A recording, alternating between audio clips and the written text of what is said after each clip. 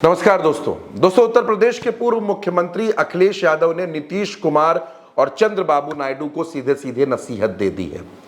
आप जानते हैं इन दिनों तमाम खबरें चल रही हैं, वक्फ संशोधन बिल संसद में पेश करने की तैयारी है और खबर यह भी आ रही है कि जैसा कि हमने आपको बताया था कि ईद के बाद यह बिल पेश किया जाएगा, तो तारीख जो बताई जा रही है वो 2 अप्रैल की है। 2 अप्रैल को संसद में वक्फ संशोधन बिल लाने की तैयारी में नरेंद्र मोदी की सरकार है। चंद्रबाबू नायडू और नीतीश कुमार, इन दोनों के राज्यों में मुस्लिम संगठनों ने बड़े बड़े प्रदर्शन किए हैं।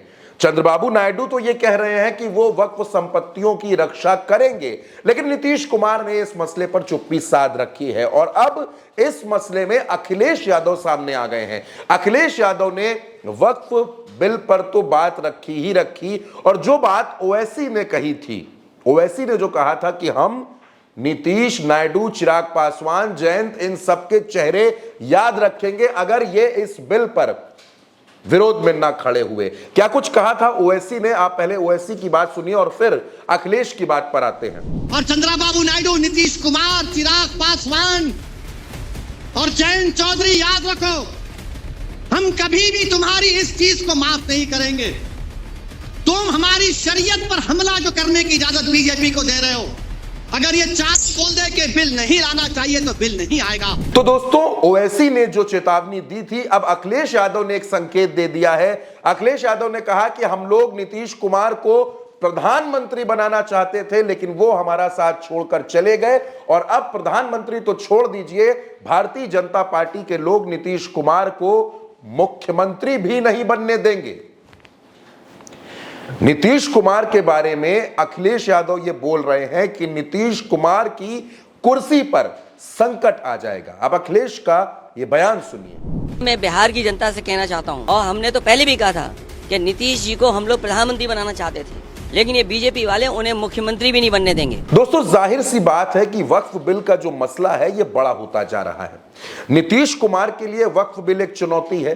नीतीश कुमार के लिए मुख्यमंत्री की कुर्सी पर मंडराता हुआ संकट एक बड़ा चैलेंज है। तो दूसरी ओर नायडू है, जिनके लिए वक्फ बिल के साथ साथ डिलिमिटेशन यानी कि परिसीमन भी एक चुनौती बनता जा रहा है। साउथ के राज्यों में इसके खिलाफ आवाजें उठ रही हैं, और अब नायडू खुद को उससे कैसे अलग करेंगे ये नायडू को तय करना पड़ेगा।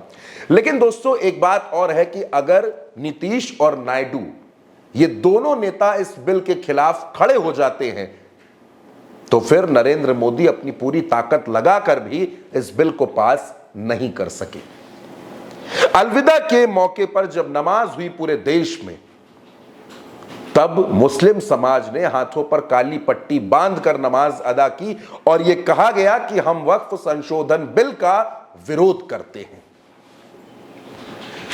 बड़े पैमाने पर इस बिल का विरोध देखने को मिल रहा है, चाहे वो AIMPLB हो, चाहे वो जमीयते उलेमा हिंद हो, या इसके अलावा तमाम जो मुस्लिम संगठन हैं वो इसका विरोध कर रहे हैं। और अब अखिलेश यादव सीधे सीधे नीतीश कुमार और चंद्रबाबू नायडू को ये इशारे दे रहे हैं कि अगर आप इस बिल के खिलाफ नहीं खड़े होते हैं तो इसका खामियाजा आपको भुगतना पड़ेगा। आने वाले वक्त में आपकी सियासत पर खतरा हो सकता है। नायडू हो या नीतीश हो, दोनों इस बात को जानते हैं कि इस बिल के साथ खड़े होने में उनका नुकसान ही नुकसान है। वोटों का नुकसान होगा, पार्टी बिखरेगी, सत्ता हिल जाएगी, तमाम मुस्लिम विधायक, सांसद और पदाधिकारी इनकी पार्टियों को छोड़ देंगे। इसका भी अंदाजा इन दोनों नेताओं को हो चुका है। लेकिन विपक्ष के तमाम नेता, इंडिया ब्लॉक के तमाम नेता, या फिर इंडिया ब्लॉक के बाहर के भी जो विपक्ष के नेता हैं, वो नीतीश और नायडू से ये कह रहे हैं कि इस वक्त वो अंतरात्मा की आवाज सुने।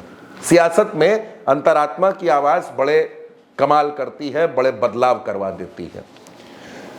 नीतीश कुमार हो या नायडू हो, दोनों के पास अब 48 घंटे से भी कम का वक्त बचा है दोस्तों।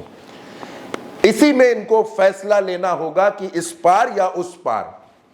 अखिलेश हो, ओवैसी हो, उन सब ने अपनी अपनी बात बता दी है, और दबी जुबान से जयंत चौधरी और चिराग पासवान भी इस बिल के खिलाफ बोल रहे हैं, लेकिन वो अभी खुलकर मैदान में नहीं उतरे हैं।